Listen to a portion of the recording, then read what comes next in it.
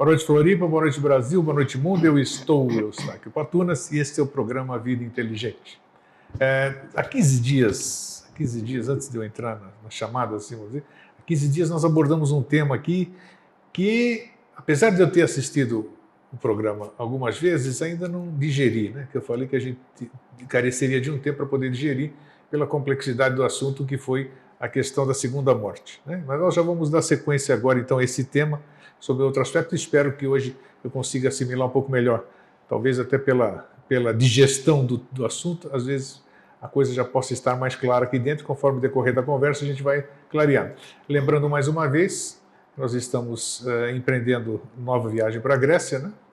Eu divulgo muito porque foi muito gostoso o ano passado, e esse eu quero que seja melhor ainda, né? Muitas pessoas vão nos acompanhar, muitas pessoas têm interesse, porque o ano passado nós ficamos registrando através dos smartphones onde a gente estava, então muita gente viajou conosco, mesmo virtualmente, e achou muito gostoso. E as pessoas que estiveram conosco lá deram seus relatos depois da maravilha que foi estarmos lá, no berço da civilização ocidental, e eu estou convidando vocês de novo de 3 a 15 de maio, 3 a 18 de maio, para nos acompanhar nessa viagem. Você está vendo aí um quadro onde tem as informações. Aproxime a sua vista aí da televisão, que eu sei que a letrinha está pequena, mas está lá o endereço, o e-mail para você contatar e solicitar informação de preço, condições de pagamentos e roteiro, ok? Muito bem. O que eu ia mais lembrar? Acho que é só, né, Fernando? Tinha mais alguma coisa para lembrar? Não lembro. Tá bom. Se eu lembrar, no decorrer do programa eu vou falar. Então vamos entrar logo no assunto. Ô Jorge, esse tempo... Boa noite, Jorge, primeira coisa, né? Tudo bom? Boa noite, tudo jóia? Hoje a introdução curtinha. Curtinha. Hoje 3 foi... minutos. 3 minutos. Não, nem isso foi aqui, né? Eu até tinha colocado aqui, ó, eu botei no telefone aqui para eu fazer cronômetro, né? Para eu não me perder no tempo. Agora eu vou botar o tempo, mas o melhor cronômetro é o Fernando. Você tá bom? Tô bom, tô Tudo ótimo. Bem? Tudo certo, Então, tranquilo. Esses 15 dias foram bons? Passaram como se fossem segundos. Segundos, né? Sempre assim, né? Dentro da temporalidade as coisas são assim. Hoje eu já vim, como é que se diz? Não sei se vai aparecer, né? Porque como aqui tudo é autêntico, tudo é na hora, então não adianta. Muitas coisas que eu quero perguntar, eu esqueço de perguntar aqui, entendeu? E muitas coisas que eu não tinha nem na cabeça para perguntar, elas aparecem aqui para perguntar. Então, normal, vamos ver. Então, no decorrer do programa, vamos ver o que vai acontecer. E eu vou reler para vocês, porque talvez alguém não tenha assistido 15 dias atrás, e essa aqui foi a chamada que eu fiz, para a gente relembrar apenas, e vamos lá então. O número dos que não possuem o menor vestígio de espiritualidade é muito maior do que se julga. A cada momento nos acotovelamos nas ruas com seres dessa natureza, isto é, verdadeiros autômatos de seus próprios atos e pensamentos contrários à lei. Por isso mesmo condenados à segunda morte, que é o tema do nosso programa, que consiste na passagem do ser para o mundo mental, atrasando com isso a natural evolução do ego.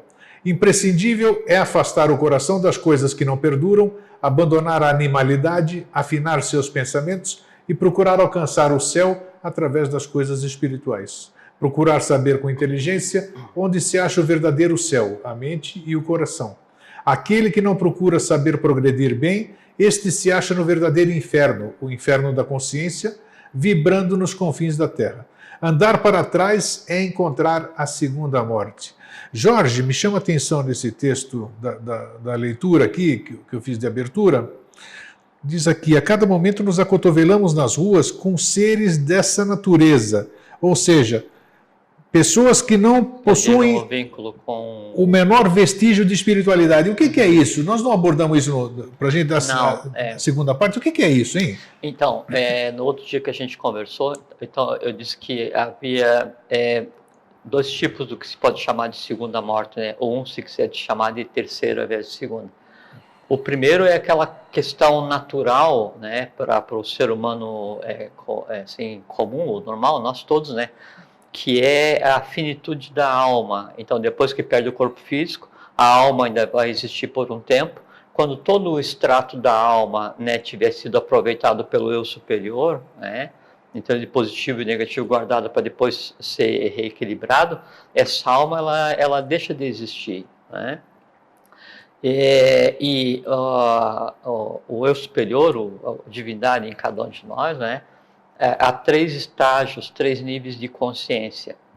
O primeiro é a consciência em estado de vigília, que para o espírito, para o superior, é como se fosse um sono. Da mesma forma assim como você tem um sono, né? Tem um sonho, e aí no sonho você lembra um ou outro fragmento, né? Quando você acorda.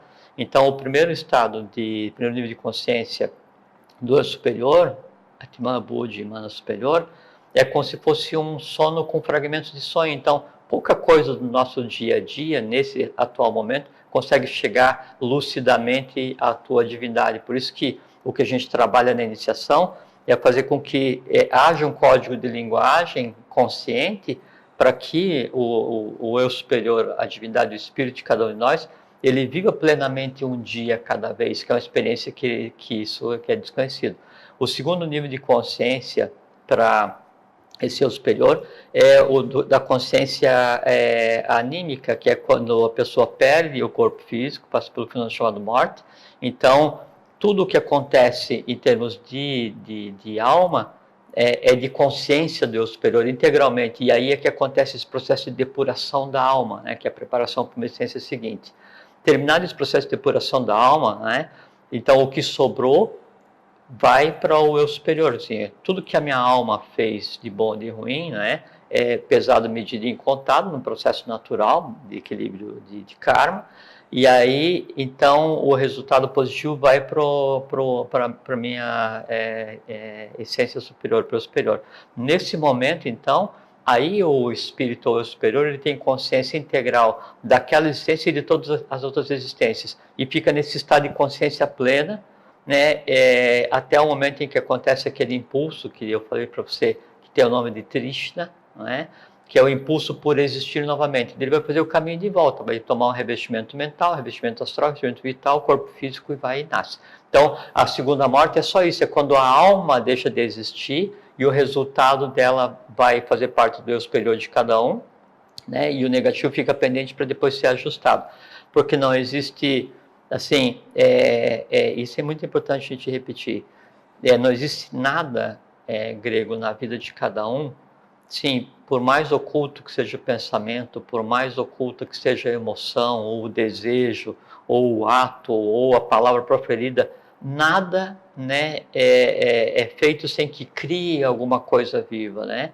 E essa coisa que é criada, obrigatoriamente, ela vai tender ao equilíbrio. Se é positivo, isso é um resultado evolucional que vai fazer com que a tua mônada, vai fazer com que teu espírito amadureça ao longo das 777 existências. Se é negativo, isso fica guardado naquele átomo individual de cada plano, e depois no desenrolar para de novo, ele vai ter que expandir para gerar nidana, né, que são tendências negativas, e vai ter que ser equacionado através do que a gente chama de karma.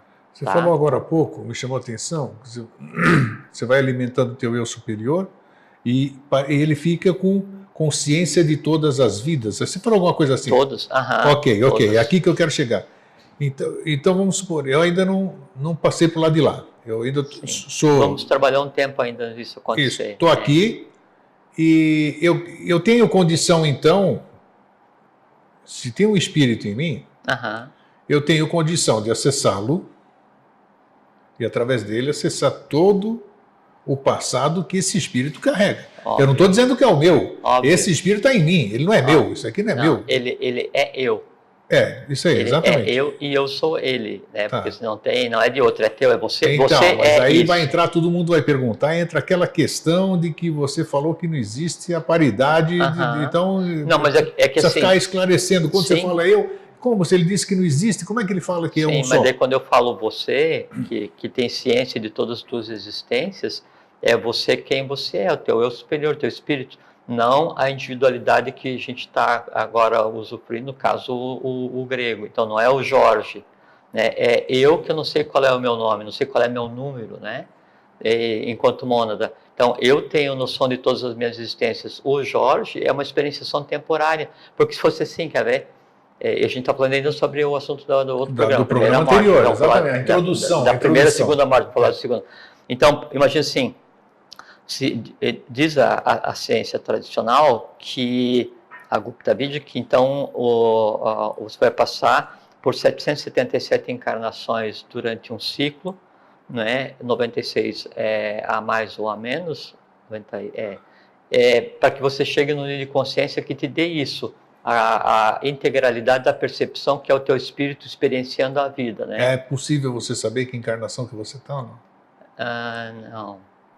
É ou não é? Querer, desquerer, não, dizer uma coisa. Nós discípulos não, o mestre sim, porque isso aí fica tudo registrado no corpo causal. Ok, então ele consegue ver. Sim, tá, não só o que, mas tudo que você já fez até... É daí que você diz que é um espírito velho, um espírito novo, essas coisas todas? Ok. Perfeitamente.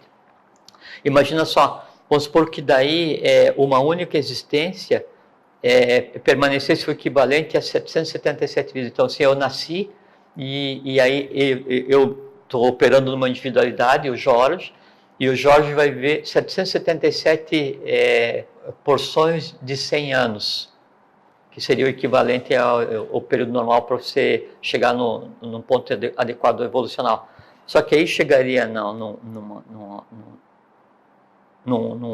ponto assim, não adequado evolucionalmente, que eu já estaria já com uma consciência cristalizada e a minha maneira de ver as coisas ela não mudaria, a minha experienciação do mundo não mudaria. Então, por isso que há essa pluralidade de experiências, então vive um período e essa soma de aprendizados é que amadurece o... É possível diminuir essa soma de experiências? Sem dúvida. Não preciso passar 777, então? Não, sem dúvida. Okay. E a pergunta que apareceu, que aparece aqui de novo, e ela apareceu, agora eu vou ter que fazer. Eu acho que eu já comentei com você dentro desses quase 10 anos aqui. Nós falamos de cada ser aqui, quando ele passa para o lado de lá, a alma, tudo. Eu não tenho, eu já fiz essa pergunta para você e é pertinente ao tema. Suponhamos que alguém, na consciência que ele tenha, não interessa se é consciência de quarto sistema ou de 15º, não importa, deve ser pequeno, porque o de cima ele não ia pensar do jeito que eu vou pensar agora. Aí a pessoa está cheia disso aqui, está cheia das experiências, vamos dizer. Não está querendo, já passou por muitas escolas, já andou por aqui, já se decepcionou com aquela coisa, e ela chega à conclusão, da mesma forma como a gente chega à conclusão depois de experiências, com toda a bagagem de chegar àquela conclusão, aparentemente, claro, ele diz assim, eu não quero mais participar desse joguinho. Ou chama do que quiser, desse circo, não compete desse teatro. Isso seria a maior prova de inconsciência. Então, mas tudo bem, então... É porque a decisão... Existe o livre-arbítrio, por que eu não tenho esse direito? Existe o livre-arbítrio para tudo, menos para você cometer o crime de lesa-evolução, que é ter sido tirado. Por que lesa-evolução? Por quê? Sim, porque qual é a significância que cada um tem nessa questão? A decisão de não viver, ou de não encarnar, ou de não permanecer encarnado, ela compete ao espírito de cada um. Então chega um ponto em que você tem tal consciência, né, ou a tua alma está pronta de tal maneira que a existência enquanto ser humano ela é completamente desnecessária e você continua evoluindo sem precisar mais estar nascido. Agora essa decisão e essa percepção de necessidade, ela jamais pode ser tomada de baixo para cima, porque senão você pode confundir isso assim, não, eu estou assim, cheio desse negócio aqui, é só problema, a vida isso e tal, então a pessoa vai e tira a própria vida. Isso é o contrário, né? Isso é um dos mais graves crimes, porque você está fazendo crime de lesa evolução, a tua própria, e lesa divindade. Qual divindade? A divindade em você mesmo, né? E aí, das coisas contrárias à lei que se pode fazer, essa é uma das piores. Caramba, então o cara é obrigado a viver. A pessoa, o ser é obrigado a viver. Ele não tem direito de dizer, não quero participar do joguinho. Não se pode usar o termo obrigado, não é? Porque é uma obrigação que partiu de você mesmo. Mas como? Sim, porque nós somos hoje exatamente o necessário para chegar ao equilíbrio. Eu fui criado. Quer dizer, que nem aquelas bobeiras, né, que diziam, não pedi para nascer. Eu fui criado. Não, a tua mãe e o teu pai poderiam engendrar um corpo, a tua família tem um ente, né, um egrégora que é o sobrenome, então, e mais o país, tudo, então isso cria uma ambiência propícia a que alguém que precisa exatamente daquilo se manifeste. Agora, a decisão de, nesse país, nessa família, com esse corpo físico, com essa capacidade, com essas nidanas, com essas escandas, quem toma é você. Aí é que está aquele terceiro nível de consciência, que é quando Então, o espírito superior de cada um tem completa noção de tudo o que foi feito e do que é necessário fazer para chegar ao equilíbrio, para amadurecer, né? E se nesse processo de amadurecimento, resgatando todos aqueles átomos primordiais de cada existência, assim, você pega todo o histórico e todas as existências, você conseguir fazer com que a tua alma, né, amadureça o suficiente para ficar íntegra ao espírito, né? Aí então você tem a plenitude evolucional e a tua alma passa a ser perene. O registro de todas as existências anteriores, por isso que fala assim, vou fazer terapia de vidas passadas.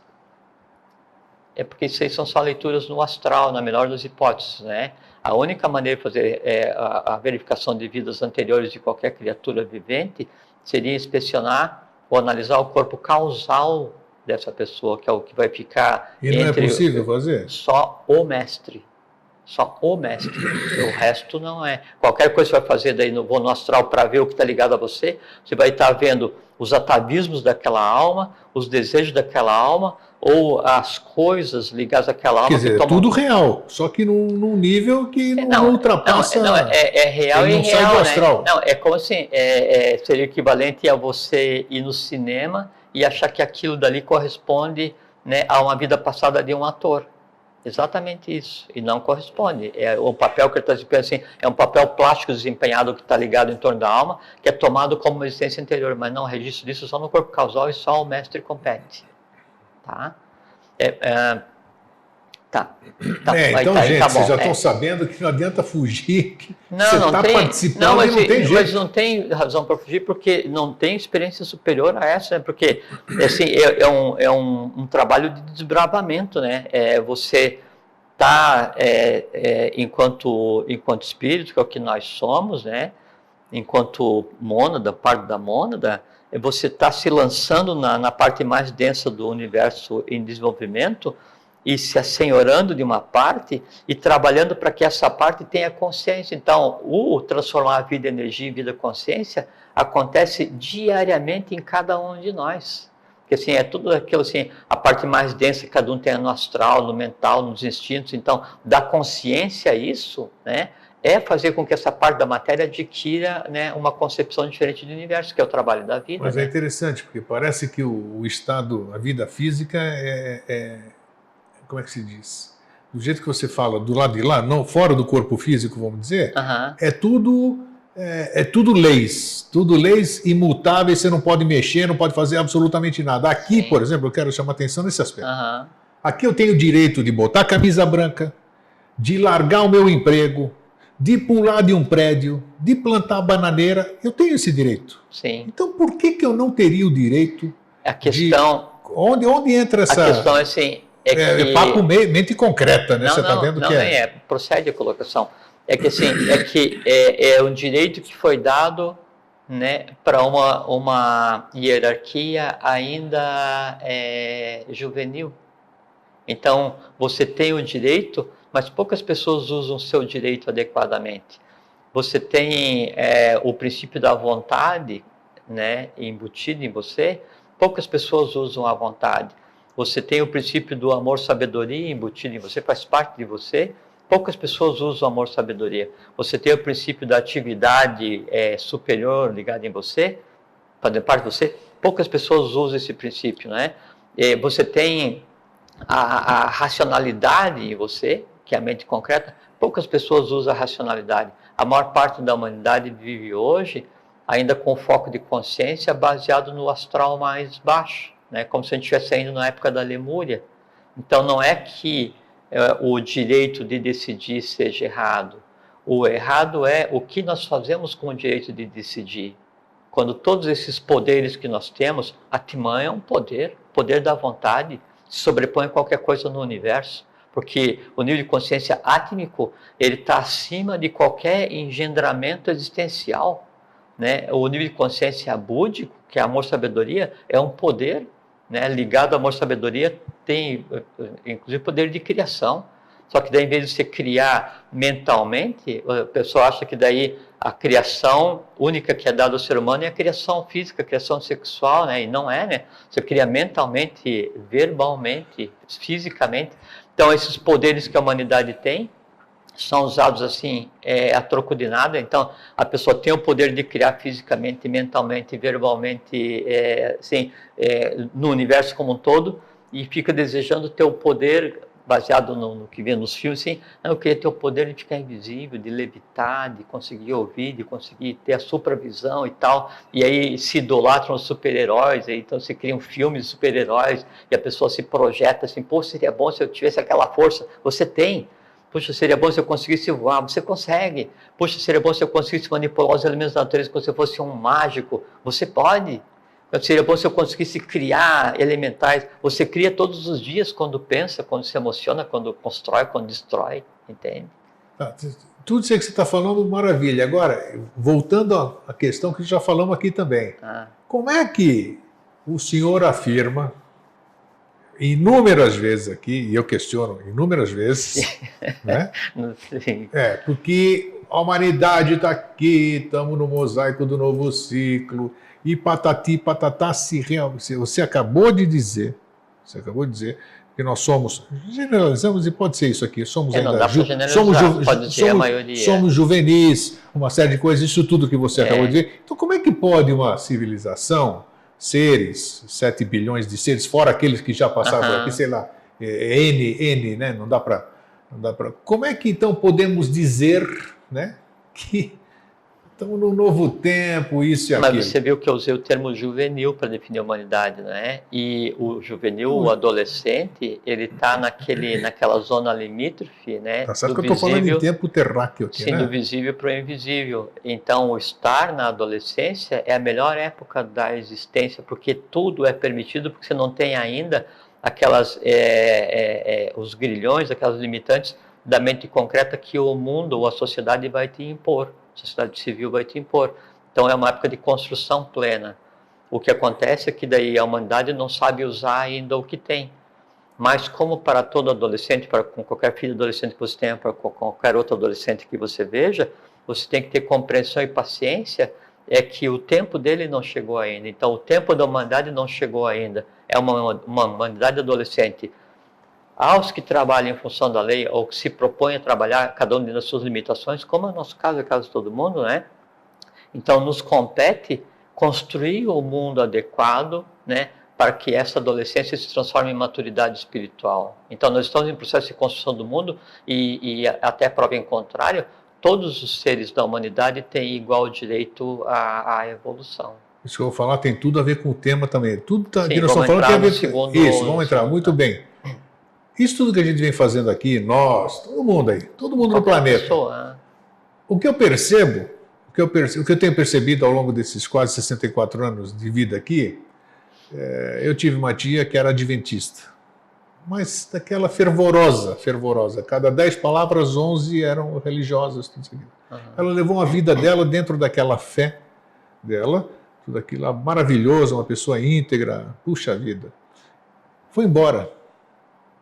Não só ela, como um monte de gente acreditando em N coisas. Coisas Sim. que a gente fala, que outros falam, tudo isso aqui. Só que chega do lado de lá, olha só onde é que eu quero chegar. Chega do lado de lá, tem consciência, o que você falou? Eu acordei de um sono, só que acordei sem corpo, estou do outro lado. Aí eu vejo que nada daquilo que eu alimentei durante 90 anos da minha vida... Não vai ver. Nós não estamos fazendo, nós não estamos arrumando nada, nós não estamos arrumando encrencas. Não. Encrencas cada vez que a gente passa, quer dizer, vai acumulando muita coisa para uma nova encarnação. Então isso é importante explicar. Você já vem resolver. O termo certo é ilusão. Ilusão. Você se iludiu uma vida inteira, teve consciência quando você desencarnou. Primeiro, assim, não é ilusão, que daí você viveu a vida inteira naquilo que você chama de ilusão, mas era o máximo que a tua consciência te permitia. Será? Para aquela pessoa, sim, porque a pessoa passou Se eu sou uma pessoa fanática, se eu sou uma pessoa que eu não abro minha viseira, isso aqui significa que o fanatismo é uma coisa que tem que ser transformada em equilíbrio, né? Qualquer excesso, ele é prejudicial. Agora, a pessoa, como você falou, pertenceu a uma religião e passou a vida inteira dando o amor que ele competia. Maravilhoso. Grego, o amor, ele não tem bandeira, entende? Então, o amor que um sufi, né, que um muçulmano, que um judeu, um hebreu, né, que um católico, que um budista, que sabe que um monge, que um ateu, que ele emita para uma outra pessoa ou para a humanidade, esse amor está ligado a uma única fonte. Entende? Então isso valida qualquer... O errado não são as religiões, né? É o que as pessoas que conduzem as religiões fazem com elas. Agora, a pessoa dedicou a vida inteira para isso. Quando chega no lado de lá, a pessoa morreu. Ela vai viver um mundo de bem-aventurança exatamente igual ao mundo que ela imaginou. Mas é um mundo ilusório. Perfeitamente, perfeitamente. E mais, então é comum a pessoa descrever depois da morte, então aconteceu isso, eu vi um mundo maravilhoso. É que aquele mundo é o mundo no qual ela acreditava, e tanto ela acreditava foi construído, e quando várias pessoas acreditam naquele mesmo mundo, ele existe no astral. Ele é plástico, né? E a pessoa vivia naquilo como se ali fosse o céu que ela sempre desejou, com tudo que ela tal. Só que isso é temporário. Chega um ponto em que isso se desvanece e só o que de real tem existido permanece vinculado ao espírito dela. O que de real existiu? O amor que ela devotou aos outros, independente de qual é a tinta que ela deu externa nesse momento de consciência, e aí? Qual é a reação? Não tem a reação.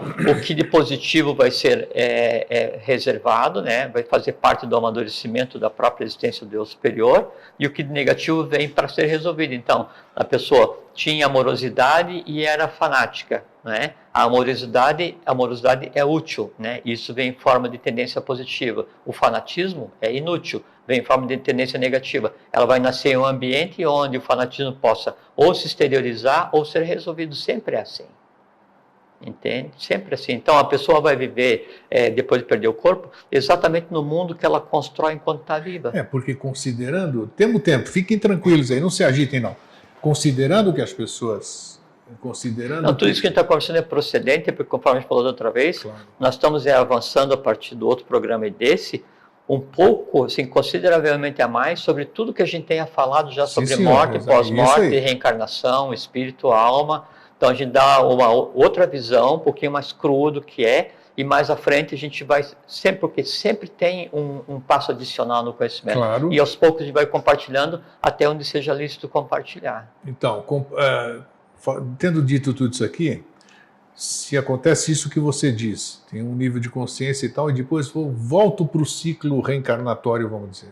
Recebi uma nova oportunidade e tal, nasci numa família, esse processo que já falamos. Aí eu tenho a liberdade de novo, de escolher aqui, porque eu estou no plano físico, entendeu? É aquele que eles chamam de erroneamente sobre adquirir karma, gastar karma, todo aquele negócio de contas e que não é bem assim, mas tudo bem, vamos falar assim para ficar claro. Esse processo em si, tá certo que alguma coisa está em mim, tem um certo nível de consciência, mas eu estou sendo influenciado pelo, como você disse, todo bodhisattva, todo avatar que passou por aqui, todo, sei lá, o título que tenha, ele está sujeito às leis da Terra, ao mundo que ele vive. Certo? Duralex et lex, como você disse. Então, isso, de certo modo, não está, de certo modo, tenho certeza que atrasa o processo. De uma certa forma, atrasa o processo até o dia que chegar, por exemplo, que eu não tiver mais ou necessidade, ou direito, ou condição, sei lá qual é o termo apropriado. Necessidade de reencarnar. Não de reencarnar. Reencarno, mas já não tenho direito de aprontar para adquirir... Aí não é o direito. É que, sei lá, eu disse, eu não sei o termo apropriado. Isso que eu quero dizer assim, que daí você existe, né? Aí a experiência positiva se transforma em amadurecimento. A negativa fica pendente. Você volta a existir. Isso. Cada existência você vai estar... A tua alma vai nascer cada vez mais madura, apesar de vazia a cada nascimento. Ela nasce cada vez mais madura porque todas as tendências positivas que você acumulou vêm como escandas, como assim, ela existe em você, então você nasce vazio e bom, você nasce vazio e melhor, então a cada existência onde você tenha trabalhado para evoluir conscientemente, né, faz com que você sempre venha melhor, onde chega um ponto em que esse melhor, ele é tão melhor que ele está fora desse processo de reencarnação e se transforma numa alma reservada, assim, numa individualidade ligada completamente ao espírito, entende? E por isso que eu estou assim, Nada existe que seja descartado. Então, tanto de bom quanto de ruim vai ter que ser buscado o equilíbrio. O de bom vai fazer com que você seja uma alma cada vez mais madura, cada vez mais experiente, cada vez mais antiga. E por que a alma é cada vez mais madura, mais experiente e mais antiga? É porque o somatório de tudo que já foi feito vem como nidana, vem como skanda, como potencialidade. E eventuais resíduos vêm como nidanas, tem que se esterilizar para resolver. Chega um ponto em que você não tem que fazer esforço para não ter medo. Você desconhece o medo.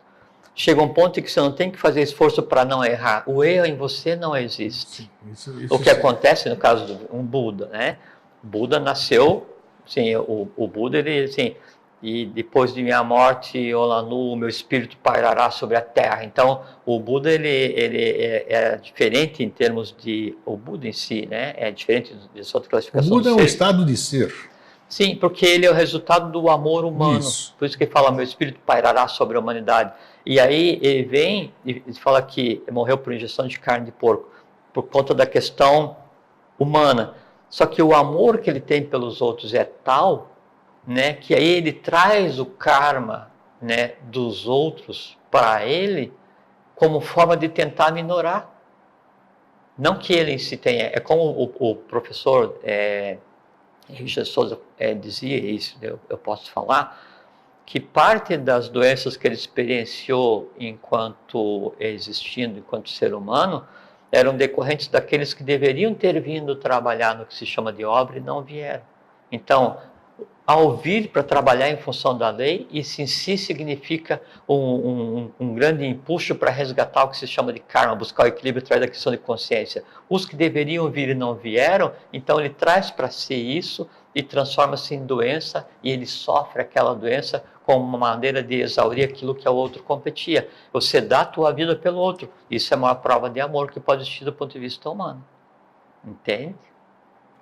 Muito bem. Vamos entrar agora então na... Sim. Então, a segunda morte que a gente falou antes é o aspecto natural, né, da evolução, onde chega um ponto em que a alma vai se dissociar e aí a consciência passa integralmente para o espírito. Obviamente tem exceções em tudo, né? Então tem aquela alma que é perene, tem aquela alma isso aí que ainda... um dia nós vamos conversar por cá.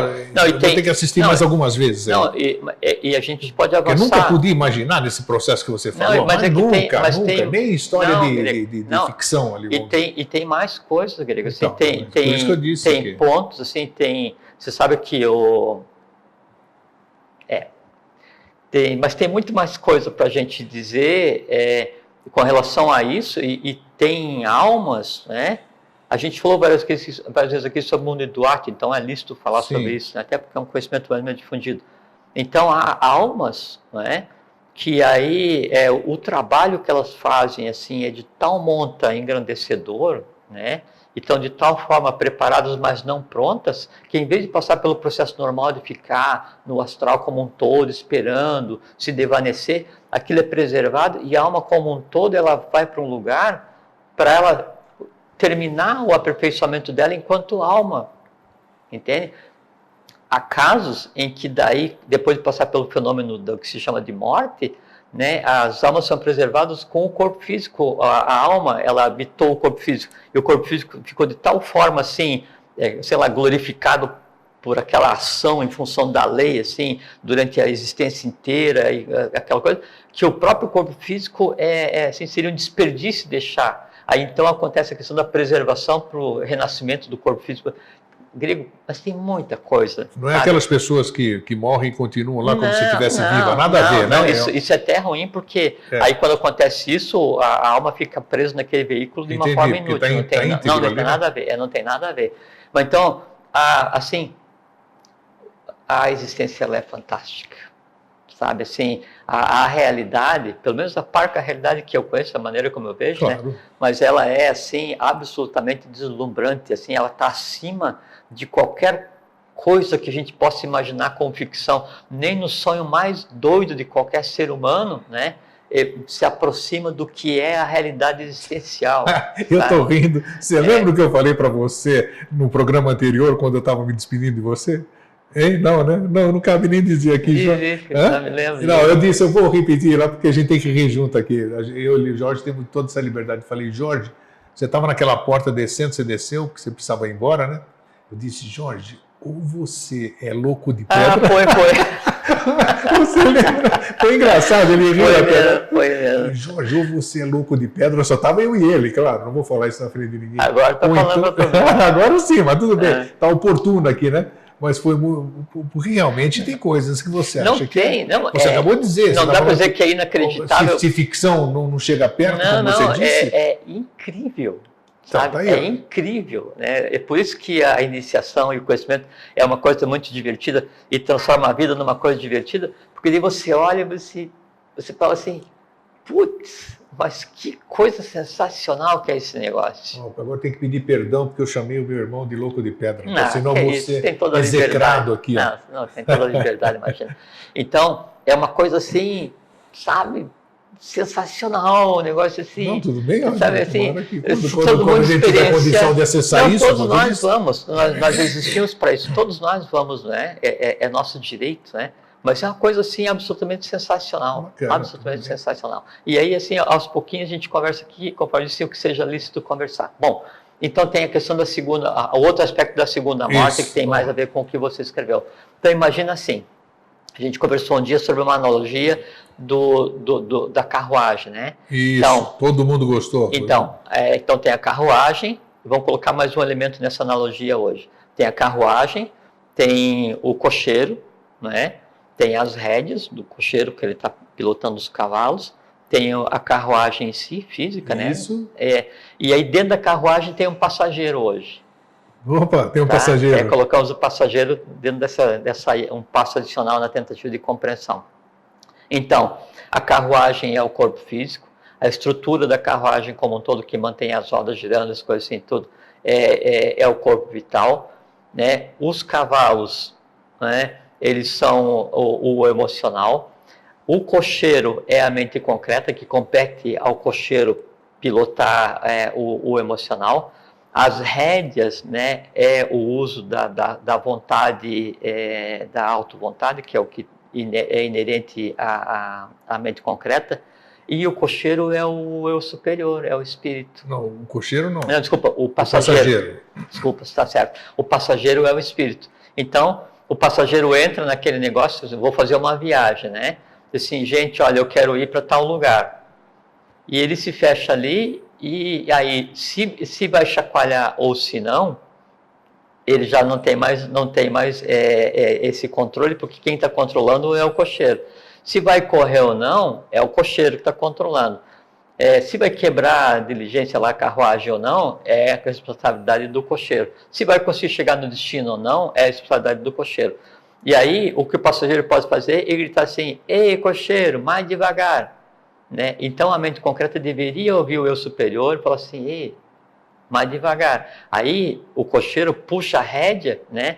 E aí diz para a emoção, ei, emoção, mais devagar. Quando a emoção vai mais devagar, daí o instinto, o vital, né, que é o que mantém a estrutura, ele é menos sacrificado e a carruagem em si é menos sacrificada. E todo mundo anda pacificamente até chegar no seu destino, né? O que acontece? Então, às vezes, o cocheiro, ele é meio inapto, né? E aí, ao invés de usar as rédeas, ele deixa que o cavalo tome o freio nos dentes. Usa chicote, né? Ele faz as estripulias de todo cocheiro, sim, né? Então, aí, ele faz com que... Ele deixa que o cavalo tome as correias, né? Com os próprios dentes. E aí, corre desembestadamente, assim. E aí, fica aquele negocinho, chacoalha e pula. E é o normal da vida, né? Sim. E aí, o superior, assim, apavorado, ali, assim, olhando assim... Mas esse meu cocheiro é muito louco, esses meus cavalos são muito loucos. Ei, gente, vamos diminuir. E o espírito, o eu superior, ele não pode, assim, ele não tem contato com as emoções, porque ele não coordena o cavalo. A única maneira de coordenar os cavalos, é através das rédeas, e só o cocheiro pode fazer isso. Então, o quê? A única maneira de controlar as emoções é através da razão, é a mente concreta que tem. Só que acontece o seguinte, às vezes, né, a mente concreta ela está de tal forma entrelaçada com o astral que é impossível discernir. E aí então está todo mundo correndo desembestado e o cocheiro, em vez dele perceber que aquilo está colocando em risco a própria existência, ele está, como se diz, curtindo o momento, ele está se divertindo um monte, porque ele sente quase igual aos cavalos, né? E aí ele chibata nos cavalos para que corra loucamente, faz curva a 1000 e não sei o quê, faz maior estripulia, né? E se divertindo, esquecendo que ele tem uma responsabilidade para com o passageiro. Isso é a vida normal. E aí então o cocheiro errou várias vezes. Chegou um ponto em que o cocheiro está tão ensandecido e os cavalos estão tão descontrolados, né, que estão rumando em direção ao precipício. E isso o passageiro vê. Daí sabe o que o passageiro faz? Pula fora. Opa, como é que é isso? Como é que ele pula fora? Uhum. Tá, como é que é? Onde entra? Qual é a analogia da questão aí? É que assim... Como é que o espírito sai do corpo? O que é isso? Não é que o espírito sai do corpo. O espírito é o passageiro. O espírito é o passageiro. Então, assim, se ele abandonou a carruagem que é o... Sim, mas não nesse por isso que eu quero saber. Nesse termo. Então, vamos explicar. É que então você tem um entrelaçamento entre Atma, Buddhi e Manas, né, que é o espírito, que é Atma, vontade, Buddhi, amor, sabedoria, Manas, superior, é a intuição, e depois começa a mente concreta, né, é o astral, vital e o físico. A razão de existir da mente concreta, do astral, do vital e do físico, é fazer com que ela adquira consciência ouvindo os influxos do seu eu superior, que é Atma, Buddhi e Manas. Se chega a um ponto em que daí todo o conjunto está completamente desinvestado, e esse conjunto ele recebe o influxo do eu superior, então quem mantém a chama acesa, quem mantém o destino onde eu quero chegar, quem mantém a coisa em si funcionando é o eu superior de cada um. Então quem mantém a gente trabalhando e buscando sempre é o eu superior. Se chegar a um ponto em que daí é percebido que aí as decisões são conscientemente, de mente concreta, incorretas, as emoções são conscientemente para o mal e feio, todas as ações são prejudiciais, sistematicamente uma existência, 2 existências, 3 existências, né? E o número de nidanas se avoluma cada vez mais e a pessoa conscientemente passa a prejudicar o outro, conscientemente passa a invadir o outro, conscientemente passa, sabe? Então, aquilo faz parte da tua essência e te dá satisfação, te dá prazer. Então, a pessoa, ela é o mal com U, ela é o mal com L, ela é o feio, né? Aí, então, aquele conjunto não tem mais condições de abrigar um espírito, porque daí há uma prática de lesa divindade. Então, há um corte do vínculo, né, que liga o que seria a alma ao espírito, que é uma... É possível, então? Você está querendo dizer... E é isso que você leu ali. Sim, exatamente o que eu queria entender. Mas agora eu reitero a pergunta, que é possível, então, um corpo viver sem espírito? O corpo, ele vive, a alma, que é a mente concreta e o astral, né, o vital e o físico. Isso é a existência humana, que está ligada à nossa origem, ao eu superior. Se isso se rompe, a criatura vai continuar vivendo do mesmo jeito. Entende? Porque... Gente, 50 anos atrás, 1900, no começo dos nossos programas, no começo, peraí, segura aí, não perde o raciocínio não. Sim. Anos atrás, 7, 8, 9, você disse que quando havia concepção, em determinado, que a gente nunca declinou e não vamos declinar também, sim, em determinado mês da gestação... Sim, há o entrelaçamento definitivo entre... Exatamente. Sim. Aí o espírito entra no feto, digamos assim. Então, quer dizer, se estabelece a conexão permanente entre... Perfeito. É interessante porque mesmo não tendo o espírito no feto, o feto está vivo, né? Perfeitamente. Mas eu, pensando nisso que você falou, eu achava que uma coisa dependia da outra. Não, não é por esse caminho, é outro caminho. O que acontece é o seguinte, veja só. Então, essa desvinculação vai acontecer durante a existência, durante a vida. Então, a pessoa, ela representa de tal forma o mal consciente, né, que não há condições de permanecer o vínculo do espírito com aquilo, porque a presença do espírito naquele mal ambulante vivifica e lhe dá poder para que ele seja mais mal ainda. Então, por uma razão até de saúde existencial, há o corte desse vínculo do espírito com Quem é que faz esse corte? Quem é? O próprio superior que decide. Porque assim, há uma incompatibilidade vibracional, é impossível, ali não flui nada que permita essa conexão. O que acontece? Desconecta. A pessoa continua do mesmo jeito fazendo o que sempre fez, desembestadamente praticando o mal para a humanidade. Só que acontece uma coisa muito interessante. E ela vai continuar a vida dela do mesmo jeito, até morrer, né? Só que quando essa pessoa vai morrer... Opa! Quando essa pessoa vai passar pelo processo chamado de morte, né? Essa alma, nessa condição, ela não adquire o direito nem de passar pelo que a gente conversou até agora, que seria a segunda morte, que é aquele processo de retirar o que de bom, o que de ruim ficar, né, reservado. Como é que é? Aí já não tem esse... Aí ele vai para aquilo que Blavatsky, é um assunto que daí nós não vamos abordar agora, né? Mas Blavatsky chama de oitava esfera. Não desça, filho meu, porque o caminho de descida tem 7 degraus e você cairá no mundo de penas infernais. Então, há toda uma... Mas aqui, a oitava esfera, os espiritualistas, os esotéricos, eles veem como algo super superior, e não é? Nesse caso, não. É o ultra inferior. Olha só, então... Aí, essa alma que tenha perdido o vínculo com o seu próprio espírito, né? Ela sequer adquire o direito de ter passar pelo processo pós-morte, né? Então, ela e aí é que vem a coisa que é por isso que é usado o termo de penas infernais, né?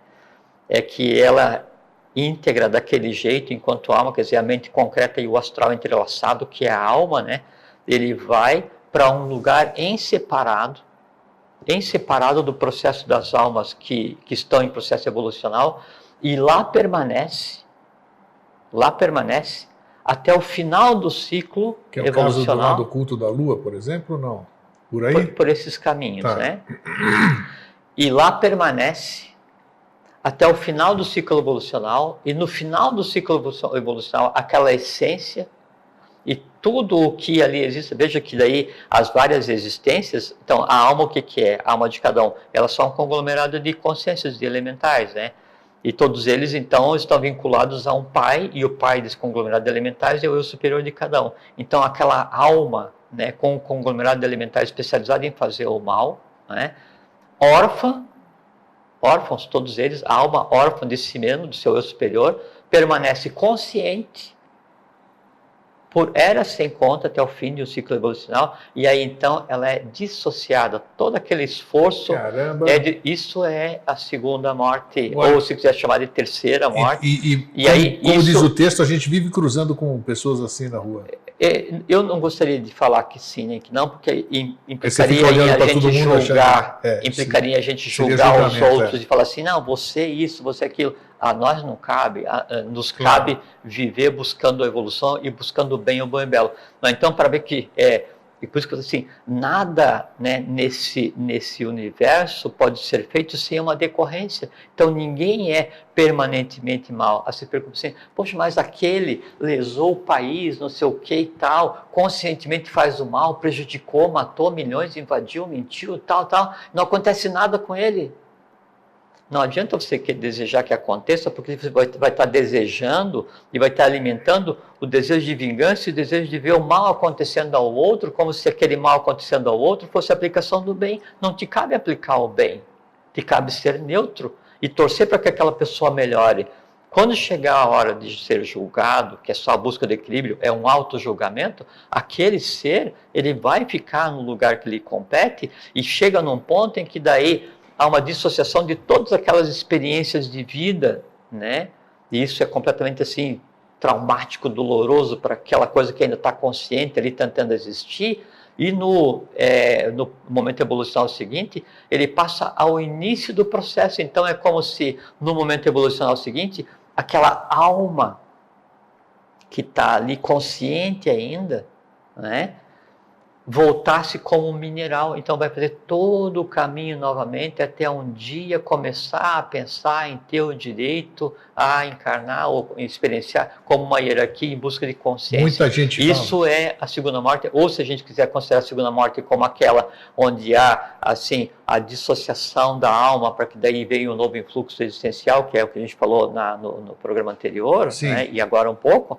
Então, essa que a gente está falando do aniquilamento, a gente poderia considerar como a terceira, que é aquela que é o ponto do não voltarás, né? É quase como aquele do Lasciate ogni speranza voi che entrate. Então, assim, é o inferno de Dante. Assim, a partir daquele momento, a alma está por conta própria, alijada do processo evolucional daquele ciclo inteiro. É o que de pior poderia existir do ponto de vista evolucional, porque é o aniquilamento de todos os esforços existenciais feitos em cima daquela unidade. É, por isso que é a grande confusão. Estou percebendo isso que você está falando, que dizem que o espírito não involui. E realmente não evolui, né? Porque ele cai fora. E aí, porque como todo mundo acha, ou achava, a maioria acha ainda, que alma e espírito são uma coisa só, então ouvindo uma coisa dessa, acha que o espírito evolui, porque se ele é castigado e tal... Agora, mas a pergunta... Gabriel, deixa eu te falar, antes de você perguntar, você não vai esquecer a pergunta? Não vou esquecer, já está aqui. Então, assim, ó, para que as pessoas não fiquem imaginando como é que seria esse lugar do não voltarás, né, e veja que isso é no nosso sistema solar que eu estou falando, que é o nosso momento existencial, né? E sempre a evolução é assim, o mais baixo de evolução é o que vem da Lua, porque é da cadeia anterior que houve uma queda, e o mais alta evolução é o Sol, que é onde pulsa o Sol espiritual que nos alimenta, né? A Lua é o início, o centro da Terra, que é a Agartha, ou Shambhala, se quiser, é o Sol, e o reflexo disso é o Sol físico, donde, aquilo que eu falei no outro programa, que a natureza dos nossos olhos é a mesma natureza do Sol, então você pode olhar para o Sol, vendo o Sol e vendo o Sol, tanto o Sol interno quanto o Sol externo, por trás do Sol externo o Sol oculto, e dentro de cada um também o Sol externo e o Sol oculto. Dentro do atual momento, da amorosidade, que é o que permeia esse atual momento, e por conta de todos os desequilíbrios universais terem voltado ao equilíbrio, e a gente está experienciando isso agora, dentro desse novo, e do fato de a gente estar vivendo no mesmo mundo em que o avatar é cíclico, o resumo já existe. Então, mesmo para essas almas que ainda chegaram nessa condição, ainda há uma barreira, uma antepara, ainda há uma última alternativa, né, que faz com que elas permaneçam em reserva e fiquem realmente sem retorno só no final do ciclo e não vão direto para o sem retorno. Então, há sempre um último recurso ainda, né, e um recurso de escala. Você falou você falou aqui e me veio. Então, eu sou um desses que meu espírito foi embora. Não, não vamos usar o verbo. Vamos falar assim, supondo que exista alguém que não diga nunca a você, não se deve fazer isso. Tá bom. Não, porque quando a gente fala, a gente cria, não pode. Mas se você acreditar na tua criação, aí sim. Eu só estou fazendo uma afirmação. A crença, ela só vai determinar o quão forte é a criação. Falou, está criado. Ok. Então já criei mesmo? Então, supondo que alguém tal, perdeu, aprontou, perdeu. Então ele ainda tem chance aqui, durante o tempo que ele vai se manter vivo aqui, por exemplo, de chamar o espírito de volta? Não. Não? Nesse caso, não. Tá.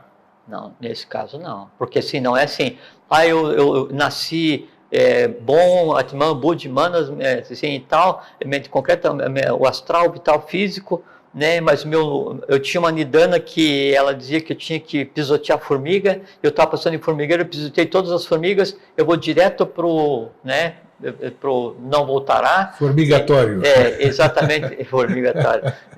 E acabou. Não é assim. Então você erra em uma existência, aquilo vai ficar reservado para você resolver. Você erra em outra, chega um ponto que você se especializa de tal forma em fazer o mal e você sente tal satisfação em fazer, e você vive e assume aquele contrário à lei como uma coisa natural, e você vive bestamente a vida inteira, né? Que aí sim chega um ponto em que esse vínculo é cortado. O que a gente tem que fazer é daí nessa existência, a humanidade como todos nós, né, é buscar ter um esforço mínimo em direção do conhecimento, buscar ter um esforço mínimo em direção da compreensão, primeiro para aproveitar esse momento inigualável que é estar existindo, que é uma coisa absolutamente fantástica, né?